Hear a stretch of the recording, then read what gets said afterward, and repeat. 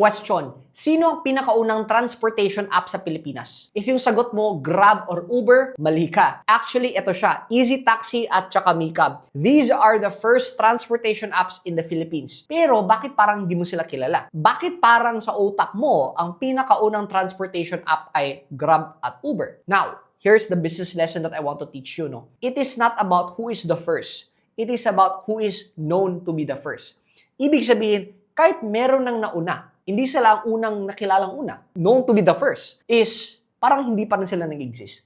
So, ibig sabihin, posible sa market mo, kahit meron ng nauna, in the mind of the customers, posibleng ikaw pa rin ang nauna. Possible, meron ng naunang plant-based whatever. Meron ng naunang itim na microphone, no? Or whatever. Parang meron ng nauna. Pero you can still be the first in the mind of the customer because marketing, ladies and gentlemen, is not about history. It's about perception. So, sino yung unang nakilala nilang una? My name is Fibo Lim, and if you want more content on business, marketing, and sales, follow me for more.